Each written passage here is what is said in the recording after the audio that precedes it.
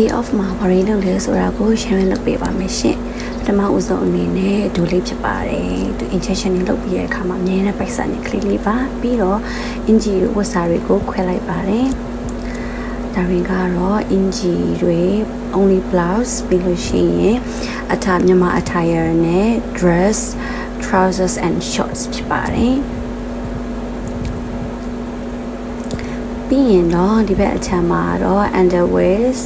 ရှိမယ်ပြီးလို့ရှိရင်နောက်တစ်ခုမှာအောက်ထပ်မှာအနေနဲ့ကတော့ knees နဲ့ tops တွေ shorts တွေရှိပါမယ်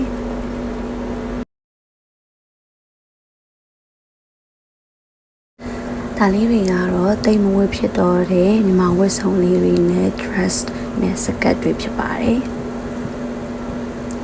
ဒါကိုလူဖို့အသက်တော့အသုံးပြုထားပါတယ်။ဟုတ်ပြီဆိုတော့ညစာလေးစားပါမယ်။ပြီးတော့အဖေအတွက် coffee နဲ့ညဘက် coffee တိတ်မတောက်တော့ဘဲနဲ့ coffee အစား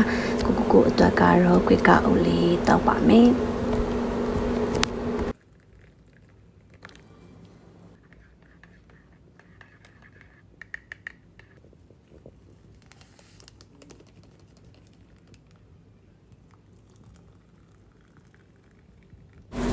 အားလုံးပြီးပြီဆိုရင်တော့ movie time ဖြစ်ပါတယ်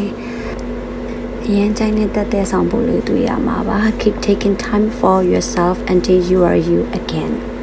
ပြီးရင်တော့ခုလက်ရှိခေတ်စားနေတဲ့ trend ဖြစ်နေတဲ့အာယုံကလေးကြည့်မှာဖြစ်ပါတယ်ကြည့်ရင်လည်းကိုကောက်တော့ပါတယ်အဆုံးနဲ့ကြည့်ပြီးလို့ကျေးဇူးအများကြီးတင်ပါတယ်နောက်ဗီဒီယိုမှာပြန်တွေ့ကြမယ်နော်အားလုံးပဲတတ်တာ